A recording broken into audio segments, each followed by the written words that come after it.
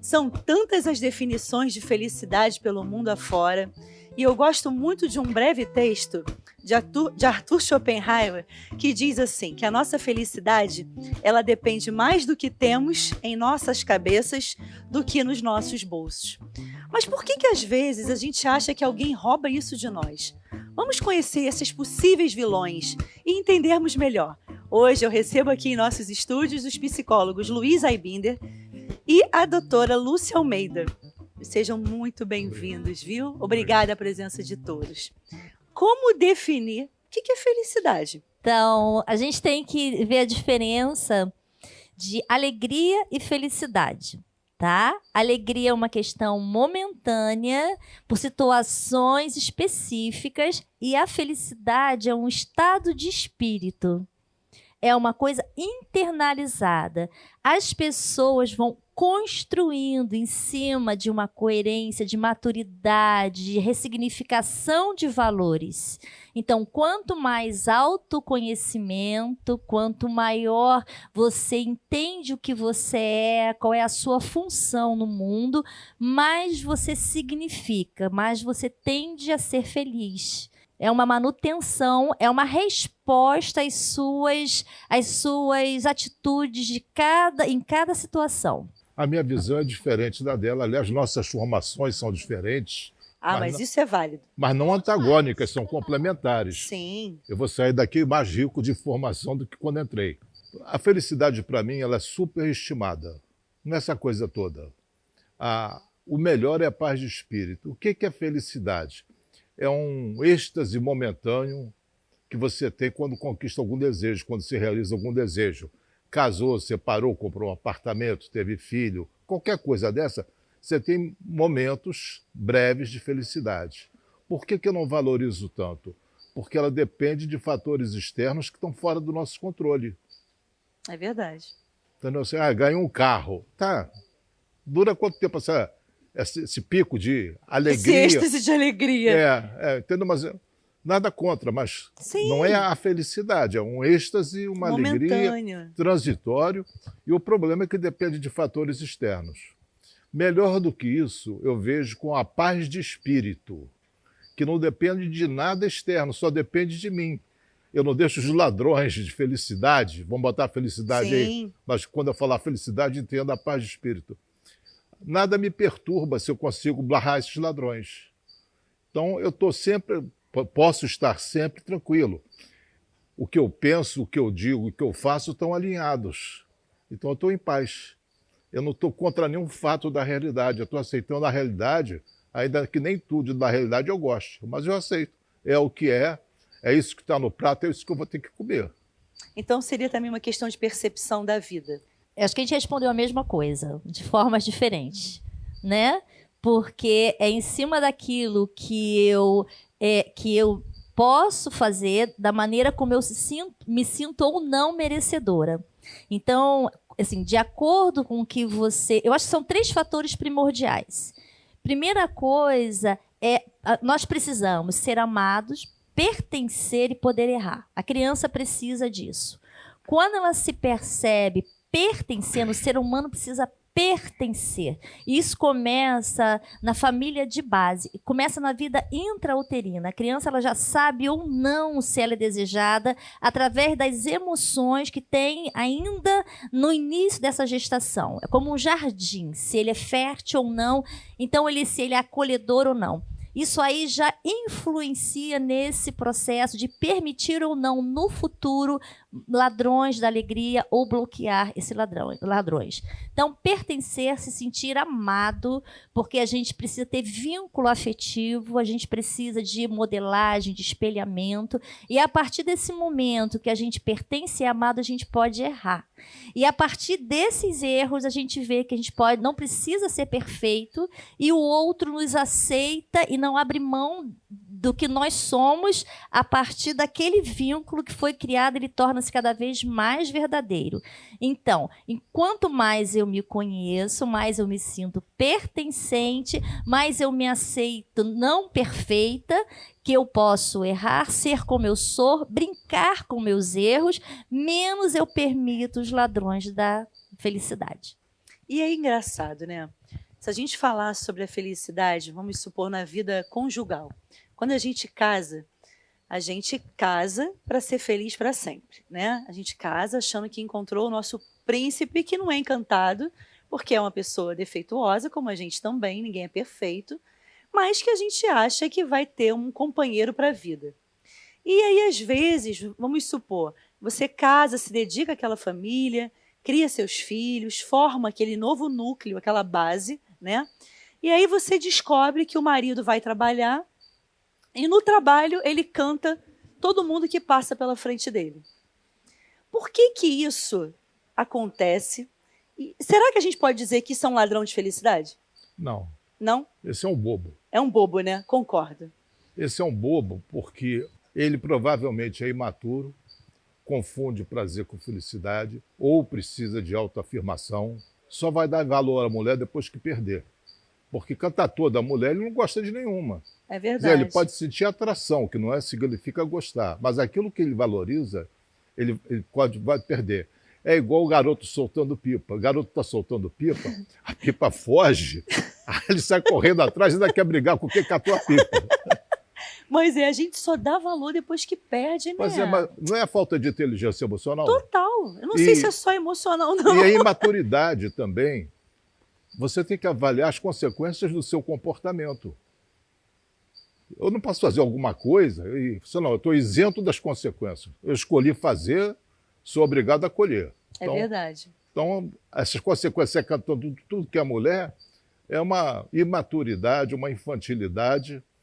Se ele avaliar direitinho as consequências, vai se dar mal. Pois é. Agora falando de quem recebeu esse incômodo, sim, né? Se não se sente merecedora, sabe quem é e consegue se posicionar, aquilo que foi feito não consegue roubar a sua felicidade. Agora, se vem é incômodo, é chato, tem que tomar providência, sim. Mas enquanto tirar a felicidade é quando a gente permite. Então, quem já viveu situações parecidas de agressão, de invasão através desse sentido, de falta de limite, de abusos, vai ter mais facilidade de permear essa possibilidade de perder a alegria através disso. O mais maduro, ele vai olhar e ele vai falar que é indevido, é incoerente, eu não quero que isso aconteça, não tem espaço aqui, não é para acontecer, mas roubar a felicidade é só se eu permitir. E muitas das vezes, como a gente não sabe quem a gente é, o que a gente pode ou tem direito pelas crenças limitantes que nos foram introduzidas lá na primeira infância, a gente se incomoda com aquilo que a gente não deveria se incomodar, não que o outro tenha direito de fazer. Eu entendi. É a maneira que a gente lida com a questão que é gerada, né? Permitindo ou não que nos afete. Mas, de qualquer maneira, é uma atitude indevida. Você não controla ouvir uma cantada. Não. Mas você controla como você reage à cantada. Sim. A expressão ladrão de felicidade é um pouco pesada, né? Mas deixa eu colocar meu ponto de vista sobre isso. Michelangelo esculpiu o Davi, aquele Davi que matou Golias, sim, etc. É uma estátua de 5 toneladas, 5,17 metros, está exposta em Florença. Aí perguntaram ao Michelangelo, uma obra de arte até hoje insuperável. Perguntaram ao Michelangelo, lá pelo ano 1500 e pouco, que ele fez isso. Como é que você esculpiu essa estátua dentro de um bloco de mármore? Eu disse, não, eu não esculpi nada, eu só fui removendo os excessos. A estátua já estava lá. Olha. A nossa paz de espírito já está aqui dentro. Você só tem que remover o excesso, como ela mencionou, crenças limitantes, crenças irracionais, bobagens educacionais que nós recebemos. Você já viu que a criancinha é sempre maravilhosa. À medida que a gente vai crescendo é que vai complicando, né? É verdade. Todos nós nascemos príncipes e princesas. A sociedade, a educação é que nos transforma em sapos. Esses são os ladrões da felicidade. Isso é triste quando a gente se depara com o sapo e não com o príncipe. É uma coisa muito assim, em relação ao fato ainda que você narrou, se a pessoa já teve uma experiência negativa a esse respeito, rouba sim a felicidade, tá? Por mais que para mim possa parecer pouco, para o outro pode ser tremendamente representativo, tá bom? E essa questão, eu trabalho muito com treinamento de pais, trabalho com casais, com família. Nós temos agora a clínica Interação, né, que trabalha saúde integral aqui no Recreio, Porque a gente entende, eu entendo que se você treinar os pais previamente para que eles possam saber o significado que eles têm, saber como eles funcionam, para que eles não repitam história com seus filhos. Então, também a gente trabalha com essa questão de ressignificar mesmo através dos netos. Às vezes eu não consegui ressignificar com o filho, eu vou ressignificar com o neto. Então, a todo momento, esse vínculo de pertencimento, de amor e de poder errar, ele precisa ser perdoado em cima das coisas que não foram vivenciadas devidamente no passado. Porque quando eu trago as minhas dores, eu vou repetindo, vou tendo maldições hereditárias, que eu vou repetindo histórias. E aí, assim, a gente está falando, se a gente não observar, veja se é isso, a nossa estrutura começa na relação pai e filho, né, com os nossos pais.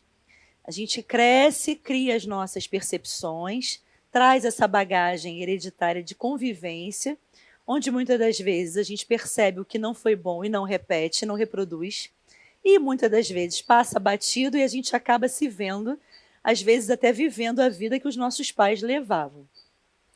Qual é a melhor maneira da gente bloquear para que isso não seja um ciclo vicioso, a gente não repita essa prática? Eu gosto muito de comparações, analogias. Então, vamos pelo meu caminho. Vamos para a analogia. Diz que a moça recém-casada serviu o peixe de uma determinada maneira, cortado na bandeja. E o marido não entendia por que ela cortava o peixe daquele jeito. Perguntou a ela, eu não sei, mas a minha mãe sempre cortou. Aí no fim de semana seguinte foram na casa da mãe, tinha um almoço, aí ela perguntou para a mãe, mãe, por que você sempre cortou o peixe dessa maneira? Eu não sei, porque a tua avó sempre cortou o peixe dessa maneira.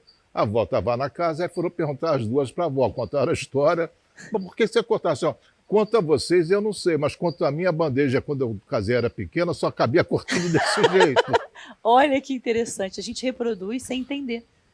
E, por exemplo, se o pai bate na mãe, aquele filho não vai entender que aquilo é o normal para ele? Vai. Pois é, nós copiamos aquilo. As palavras são anões, os exemplos são gigantes.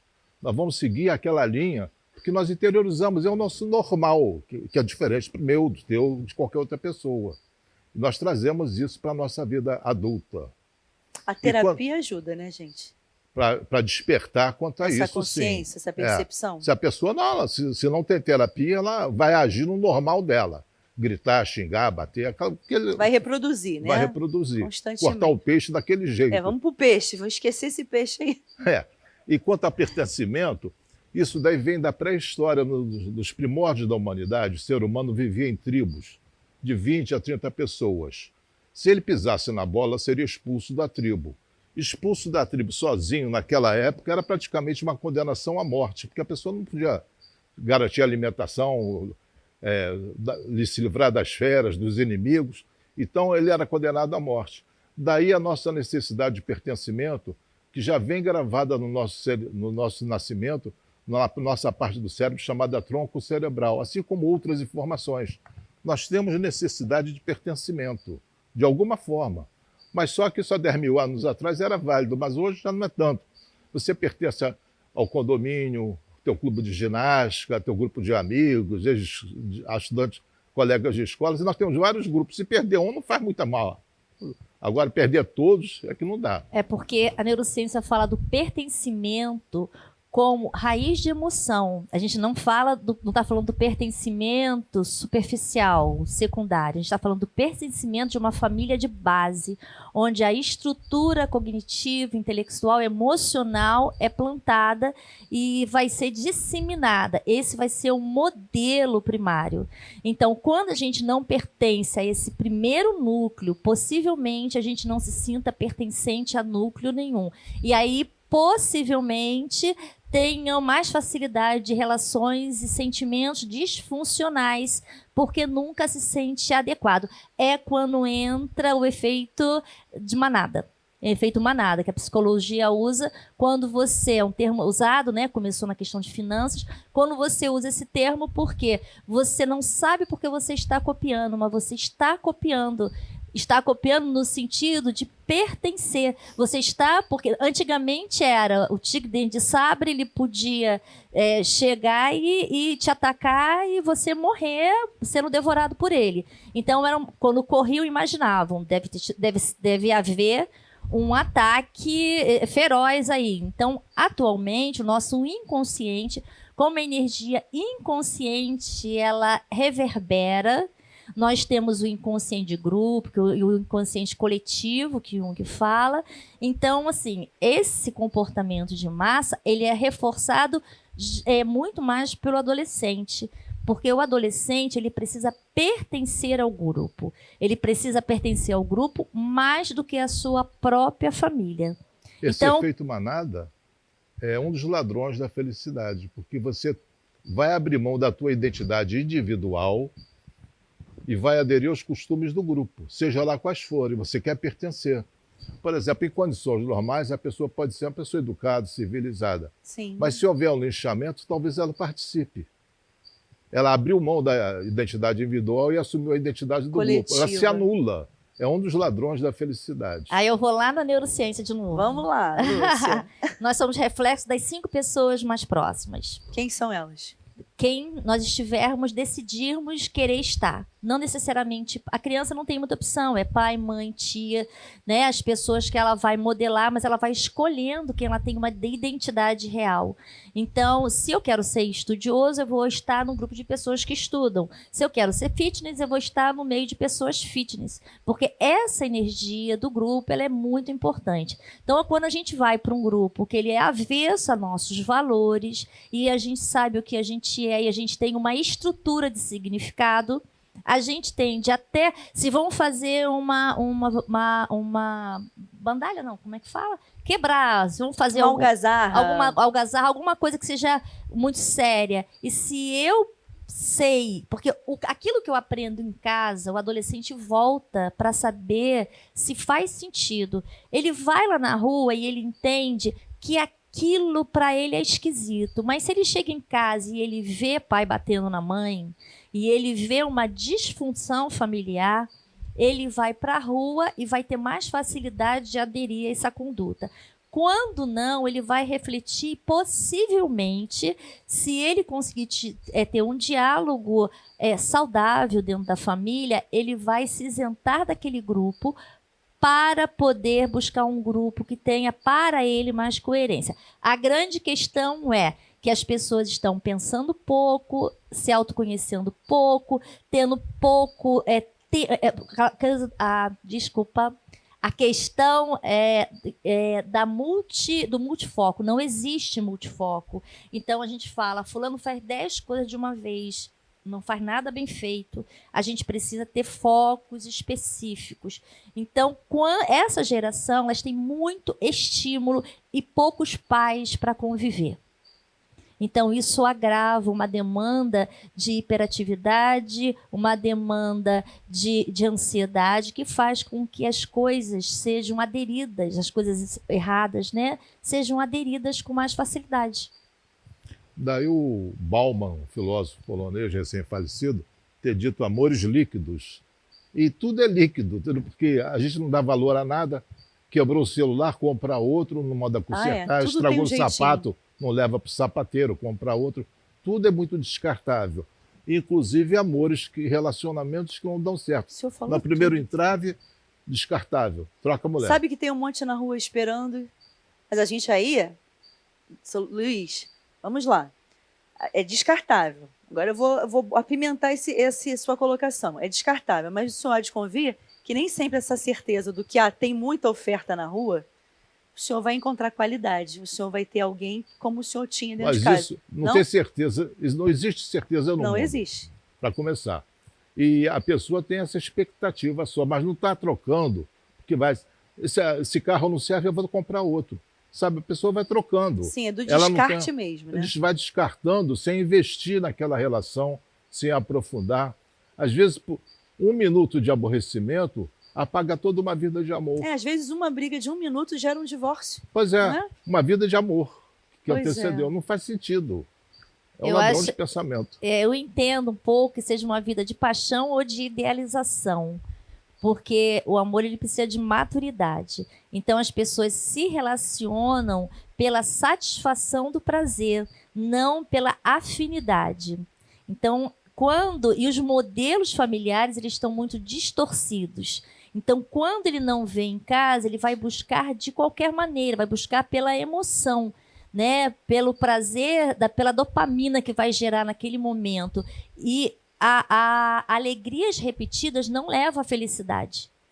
Muitas das vezes, a alegria sem foco, sem um objetivo de identidade, ele pode levar a um processo contrário, tá?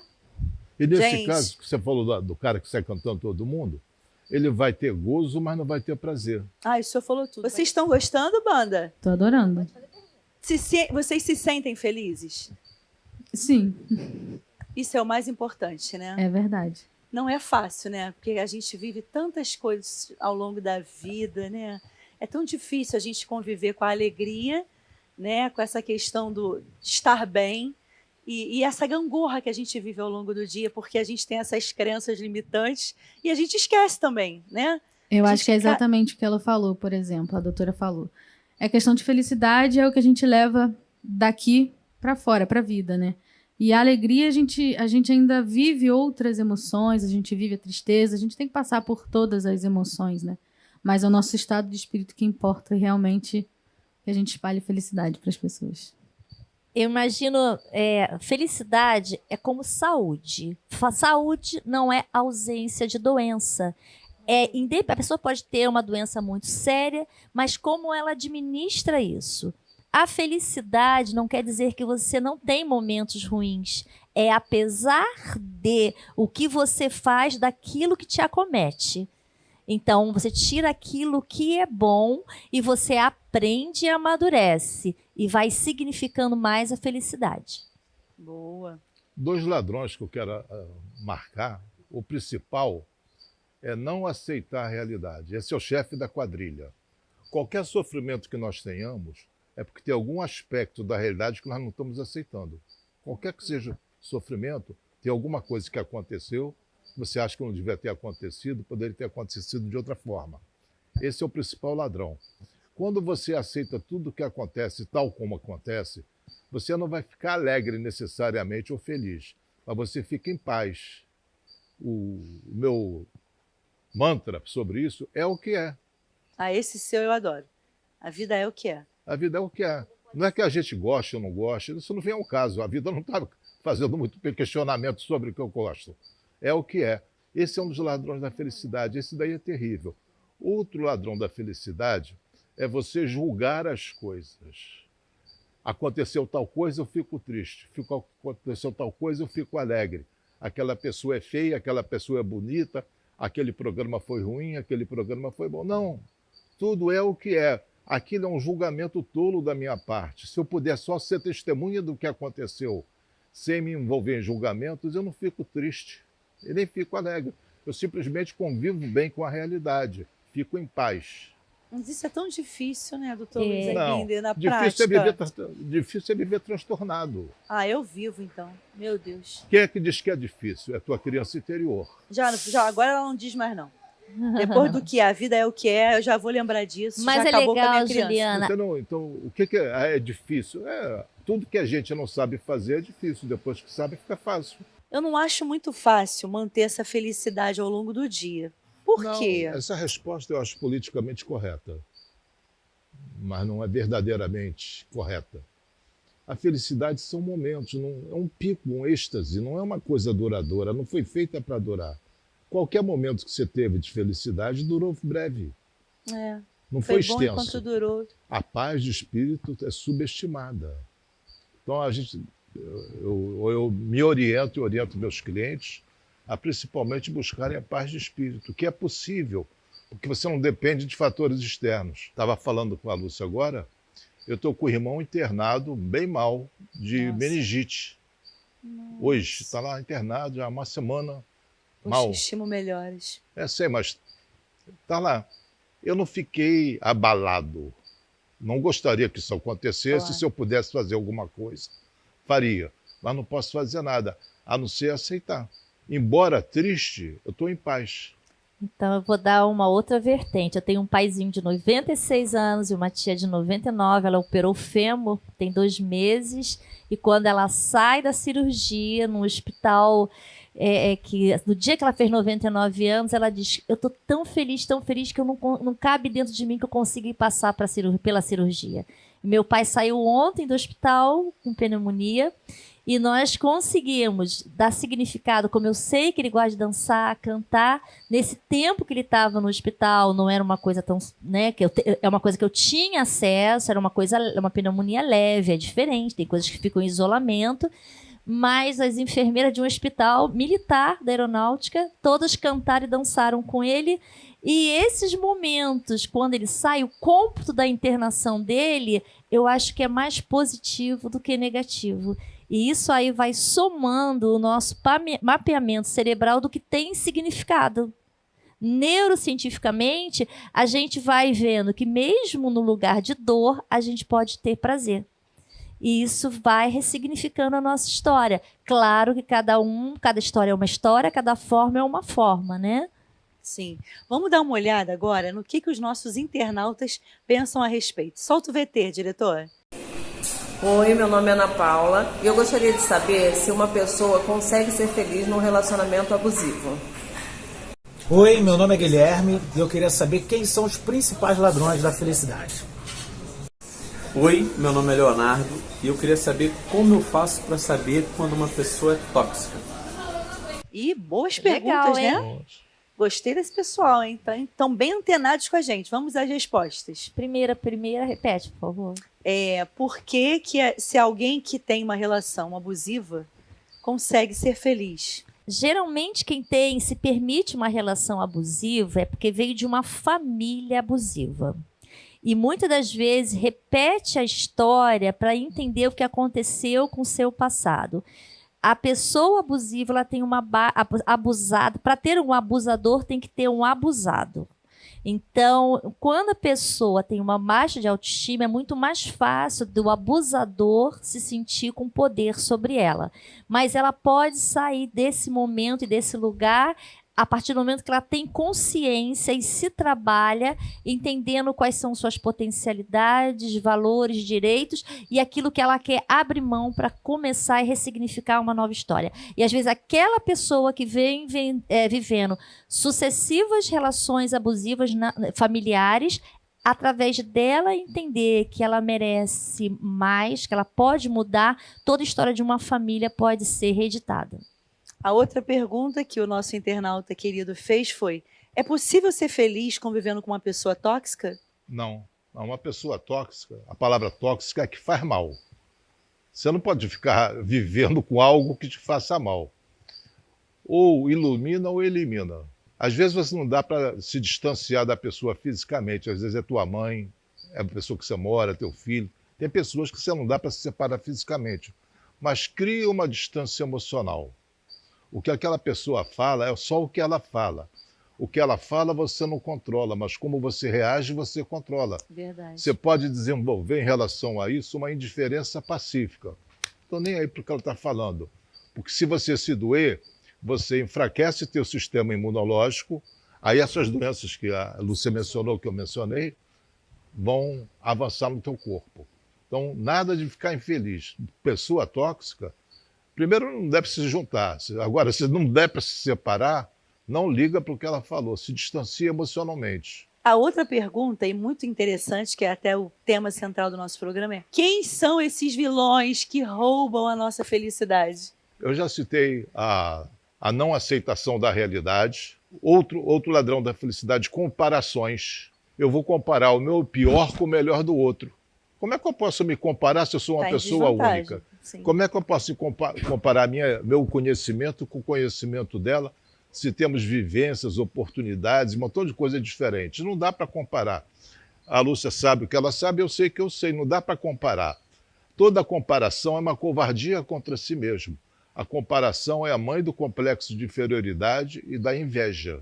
Esse é um ladrão da felicidade. E tem uma lista de ideias. Eu acho que até o próprio depositar em algo ou em alguém algo que você queira sentir em algum momento da vida, já é um ladrão. Eu vou terceirizar o que eu sinto? Eu vou colocar como quando eu terceirizo, eu já sou codependente. Na verdade, eu não me sinto capaz de realizar. Então, o fato de depositar já me faz uma pessoa disfuncional.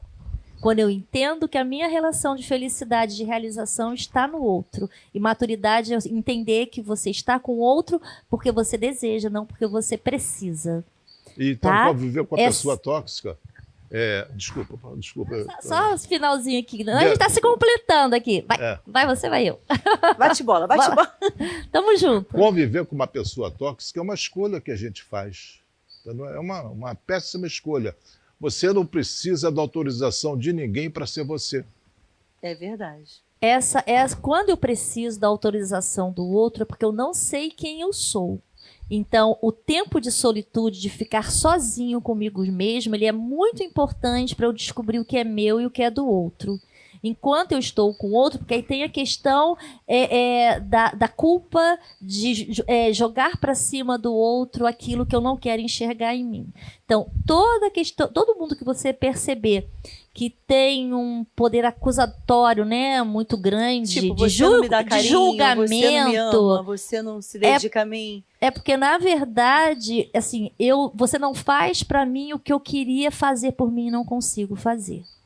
Por isso que existem perfis comportamentais, perfis de personalidade, que você tem que entender o significado de amor dentro de um casamento. Tem pessoas que fazer coisas, levar um café na cama para você. O outro é receber um afago. Cinco linguagens do amor. Sim. Então, quando você entende isso e você não eu sou assim e pronto. Não, isso é muito fácil.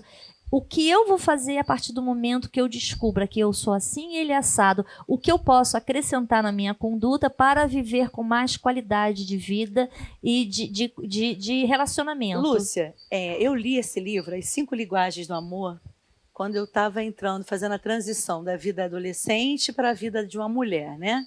E aquilo me marcou muito, essa leitura. Eu me identifiquei muito. A gente pode dizer que uma pessoa abusiva, uma pessoa tóxica, é aquela pessoa que não sabe se relacionar porque não consegue perceber que, mesmo eu te amando e você me amando, nós temos, algumas vezes, linguagens de amor diferentes. A maneira que eu demonstro a você o meu amor pode gerar para você uma não compreensão de se sentir amado. Mas não que eu não te ame. Pode ser isso? Eu acho que é um pouco diferente. Tá? O narcisismo, a toxicidade, personalidades borderline, e outras, psicopatia. A psicopatia pode estar junto, né, de todas as outras, do narcisismo e de todas as outras questões. Então, assim, o psicopata, ele não quer entender, ele quer trabalhar com a perversão. Ele não quer saber se você sente incômodo com aquilo. Já o narcisista, ele quer que você o endeuse, está certo o termo? Tem o endeusamento, ele se sente colocado acima do bem e do mal. E por mais que você faça, não vai ser suficiente, porque ele é tremendamente... ele tem muito medo de que você permeie o lugar dele. E o lugar dele tem que ser sempre vigiado, soberano. Estar com ele, com o narcisista, já é um favor para nós. Então já tem que ser endeusado. Então existem coisas que não são doenças. Tá? São perfis de personalidade. São perfis. Então a gente tem que tomar cuidado com isso. Essas pessoas não vão aprender. Para manter um relacionamento bom. O amor vem depois do respeito. Se eu não te respeito, será que eu posso te amar? Não tem como. Eu vou complementar. Qualquer relacionamento saudável tem que passar, basicamente, não precisa ser homem e mulher. Sim. Qualquer relacionamento saudável tem que ter respeito. Tendo respeito, pode haver admiração. O segundo degrau. Se eu te admiro, pode não haver o amor. Mas eu não vou te amar se eu não te admiro. E não vou te admirar se eu não te respeito. Tudo começa com respeito. Então, eu vejo muita gente que ama, mas não sabe amar. Adorei isso. Eu vou entender isso. Eu vou entender. É porque é repetição de padrão, né? Porque está repetindo o padrão, né? Possivelmente padrões que foram vivenciados. seus modelos afetivos. Né? Ou por essas distorções que as pessoas têm. Mas eu amo, isso basta. Não basta nada, cara. Uma pessoa saudável... Nem começou o jogo ainda. Você já descobriu o amor. Agora, vamos para as outras questões que são imprescindíveis na vida dos, né? Gente, eu trabalho há 31 anos com casais, com família. E eu não entendo, não conheço nenhum casal quando eu falo assim, mas era diferente do namoro? Não, era igual. Então, namoro foi feito para dar errado. Se der certo, vira noivado. Se der certo, vira casamento. É que a gente não conhece o outro e já se coloca num lugar de idealização. Então, o outro me enganou? Não, eu não quis ver. Ninguém engana ninguém. Nós somos responsáveis por todos os relacionamentos que nós temos. Nós somos culpados. Porque se nós fomos bem tratados, porque nós admitimos. Se fomos maltratados, é porque nós admitimos. O Freud dizia que a paixão é quando o homem está mais perto da loucura. Então, e para mim, a paixão é um estado alucinógeno, porque eu idealizo a pessoa, não vejo a pessoa real. Sim. Eu começo a projetar nela uma série de qualidades que eu não sei se ela tem. Depois, com a evolução do relacionamento, pode ser que aí vem a decepção. Ou pode virar amor. Sim. Sabe, mas aí quanta gente você conhece, assim, poxa, como é que eu fui me apaixonar por aquele homem? Meu Deus, eu devia estar cega. Todo mundo te avisou, mas você estava cega. Ninguém viu, mas eu não vi. Agora, vamos dar uma olhadinha no que o povo está comentando sobre essa questão da felicidade. Solta o VT. Olá, Juliana Souza. Olha só, a nossa enquete do programa hoje está imperdível. Viver rodeado de pessoas, viver com muitos amigos, viver na plenitude da família. Mas o que rouba a sua felicidade? A gente não tem mais aquela amizade com os amigos. No encontro de família, todo mundo está ali no celular, ninguém está prestando atenção na família. Então, incomoda sim. Como hoje, até no trabalho também te incomoda. Olha, gente, pelo amor de Deus. Hoje eu percebo assim, que a gente vem no trem para trabalhar, ninguém olha para ninguém mais, é todo mundo no celular. Então, essa é a minha dica. Vai correr, vai comer um lanche, sei lá, vai fazer qualquer coisa. Porque o que aproxima as pessoas é o calor humano, é o coração, é o abraço, é estar junto. E isso não está acontecendo, né? Eu acho que é dessa forma. Que a pessoa acaba acreditando no que as pessoas estão falando, né? Às vezes é uma coisa nada demais que aconteceu e as pessoas ficam em cima por opinião de uma outra pessoa. Eu acho que é o mais importante, se comunicar, sabe? E também a gente olhar mais pro próximo, assim, você tá muito triste? Procura um amigo para falar, procura a família, sair também ajuda bastante. A gente a não ficar em casa muito. Tá cansado, por mais cansado que você esteja, vai numa praia. E a gente trabalha de segunda a sexta, de segunda a sábado, né? Então isso cansa. Aí você tá o tempo inteiro no trabalho, não sai, fica em casa, fica parada. Às vezes a pessoa mora só, não tem com quem falar. E aí a pessoa acaba ficando triste, entra em depressão. E isso, eu acho que comunicar, sair, passear ajuda bastante. Olha que interessante, né? Quantas vezes a gente viu ser repetido que ladrão da felicidade é o celular, a atenção que a gente dispensa ao invés de interagir em grupo ou em família, a falta do contato físico, do abraçar, do olhar. Olha quantas questões as pessoas percebem, né? E a gente não muda. Apesar da gente até identificar, é difícil mudar. Mas nós estamos num índice cada vez maior de depressão, né? De problemas ligados à saúde mental. Então, a gente vai precisar, ou por bem ou por mal, resgatar esses valores, resgatar essa proximidade, porque a gente está se perdendo da gente mesmo. Então, a partir do momento que eu consigo entrar em contato comigo, eu consigo olhar, a gente consegue olhar para quem a gente consegue olhar para o outro. E isso vai fazendo, é uma energia inconsciente. Uma das coisas que de tudo que a gente citou aqui, do ladrão da felicidade é a soberba. O soberbo, ele está sempre na fantasia, querendo mostrar aquilo que ele não é. Então, quando ele nunca está conectado à essência. Então, o que a gente vê no consultório, as pessoas, elas não sabem o que elas precisam, como elas precisam, o que elas gostam, como elas gostam. Elas estão no efeito manada. E isso faz com que ela cada vez se desconecte mais da sua essência. Uma outra coisa que a ciência mostra, a questão da fé. Eu não estou falando de religião. Sim. Eu estou falando da conexão com algo que sai de você. Porque se você é acima do bem e do mal, se nós somos resposta para tudo, na hora de uma dificuldade não tem a quem você recorrer, não tem a quem recorrermos. Então, a questão da fé, existem pesquisas que mostram que quem tem fé, quem crê, ele tem uma solitude muito maior, uma capacidade de estar consigo mesmo muito maior, porque, na verdade, nunca se sente só. Eu acredito nisso. E não precisa ficar testando o outro a todo momento. Eu não acho necessário ter fé, não tenho fé nenhuma. Jura? Juro. Nossa, mas olha para o senhor parece até que é um homem de fé. Não tenho fé. Eu tenho minhas convicções, mas não tenho fé. Eu faço as coisas e não estou pagando uma passagem para o céu. Quando eu faço bem para alguém é porque eu me sinto bem. Não é nem pela pessoa que eu ajudo tanto, é pelo me sentir bem, para dar um sentido à minha vida. É utilidade, eu posso ajudar as pessoas e ajudo. Isso faz com que eu me sinta bem, mas eu não preciso de uma fé, alguém ou uma entidade dizendo que eu devo agir dessa ou daquela maneira na minha vida. Eu tenho minha ética individual e vou em frente.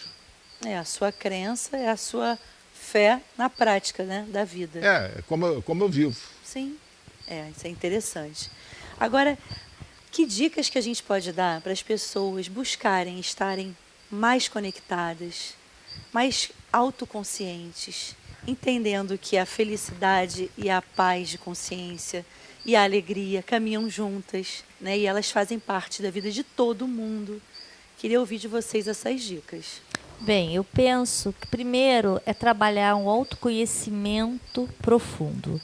Uma técnica bem simples é botar numa folhinha de papel defeitos e qualidades. Trabalha nisso uma semana. Talvez a pessoa comece só a colocar defeitos e com o tempo ela pode ver que aquilo também tem um lado bom. Então, que a gente tem sempre coisas a melhorar, mas nós, para melhorarmos, temos que entender nossos pontos de fragilidade. A gente só quer ver nossas fortalezas, e muitas vezes as fortalezas estão focadas em castelo de areia, porque, na verdade, a gente não as alicerçou. Então, a gente precisa entender o que a gente precisa melhorar, nos perdoar daquilo que a gente não fez sob medida, brincar com os erros, estarmos perto de pessoas que nos aprovem, não quer dizer que concorde com tudo que façamos. Nos aprovar não quer dizer aplaudir, quer dizer nos chamar atenção, mas nós sabemos que tem um vínculo de afeto, de amor e de respeito que tem que ser significado, e eu vou refletir em cima daquilo que foi falado por aquela pessoa. Então, escolher as 5 pessoas que estão à sua volta é fundamental. Muito bom. E o senhor? Ela falou em nos perdoar. Eu não sou adepto dessa ideia. Primeiro porque se eu tivesse que me perdoar, eu teria antes ter me condenado. Mas eu sou a favor de uma aceitação incondicional da própria pessoa. Aquilo que eu fiz de errado no passado, que eu classifico hoje, boto entre aspas o errado, foi compatível com o meu nível de consciência e conhecimento na época. Assim como outras coisas que eu faço hoje, pode vir a achar no futuro que estavam erradas. Então foi uma parte natural da minha vida que eu não me condeno. Eu não me condeno por ser uma pessoa má, uma pessoa errada. Eu agi conforme minha capacidade daquele momento, minha capacidade, meu conhecimento mudou e hoje eu ajo de outra forma. Eu não tenho que me perdoar, eu tenho que me aceitar com os meus comportamentos, os meus conhecimentos de qualquer época. Então eu me aceito incondicionalmente. Não é que eu liberou geral, posso fazer o que eu quiser. Mas eu me aceito incondicionalmente. Se eu fizer alguma bobagem hoje, foi de acordo com o meu nível de consciência. Amanhã eu posso estar pensando diferente e não vou fazer. A culpa, eu me julgo uma pessoa ruim por ter feito algo ruim. No arrependimento, eu acho que eu fiz algo ruim que eu não faria mais hoje, porque eu mudei meu nível de consciência. Por isso que não acho necessário perdão. E perdoar os outros também é uma arrogância. E para te perdoar, eu tenho que te condenar antes. E quem sou eu para te condenar? Só porque meus defeitos são diferentes dos teus? Então eu vou Vamos para a réplica. O perdão, até biblicamente, cientificamente, quando eu perdoo, eu me desconecto da dor. É quando eu entendo, olha, a gente está falando a mesma coisa. É quando eu entendo que naquele momento era o melhor que eu pude fazer. É quando eu entendo que a minha mãe ou meu pai me trataram daquela maneira porque era um padrão repetido. Então, o perdão no sentido de eu aceitar e eu poder continuar a minha história de uma outra maneira que para mim vai ganhar mais sentido, né? E quando eu perdoo o outro, o significado é desligar-se. Então, se alguma coisa me machuca, fica roçando e sangrando, quando eu perdoo, eu faço isso. Os dois cicatrizam, olha para a cicatriz e fala assim, não sangra mais, então não dói mais, mas eu passei por isso e consegui. É, uma superação. Sim, acho que a gente fala a mesma coisa, né? Com palavras diferentes. Com visões diferentes, né? Mesmo se a gente falar sobre perdão ou não perdão, o resultado dá no mesmo. É isso aí. Ai, gente, olha, nosso programa, para variar, está sendo maravilhoso. Infelizmente, a gente tem um tempo, né? Mas eu gostaria demais de agradecer a participação de vocês. Vocês são maravilhosos. Muito obrigado. Voltem sempre. Banda Soul Mix, amei vocês aqui. Venham muitas e muitas vezes, tá? O espaço está sempre aberto para vocês. Gente, tudo que é bom dura pouco, ou a vida é o que é. Bom, eu não sei o que eu vou fechar hoje esse programa, mas uma coisa é certa, é hora de agradecer. E eu não podia deixar de agradecer a Deus, que me dá essa oportunidade de fazer o que eu gosto, levando a informação para as pessoas que eu gostaria e quero tocar com um conteúdo de relevância. Então, muito obrigada a vocês que nos acompanham nas nossas programações, nas nossas redes sociais, a minha equipe maravilhosa. Trabalho de televisão é trabalho de equipe, todos brilham juntos, ninguém aqui é estrela. E, gente, a minha família, que é a base da minha vida junto a Deus. Sem eles eu não seria o que eu sou. E olha que eu ainda tenho muitas pedrinhas para evoluir, para poder ter uma consciência de um ser melhor. Mas eu tenho certeza que ao longo da nossa oportunidade plural e com essas pessoas maravilhosas que nos acompanham, nos prestigiam, trazem temas e assuntos e conversas tão ricas, a gente vai chegar a um mundo melhor, a uma vida mais leve, com mais felicidade que o mundo está precisando. Um grande beijo a vocês, gratidão, até a próxima.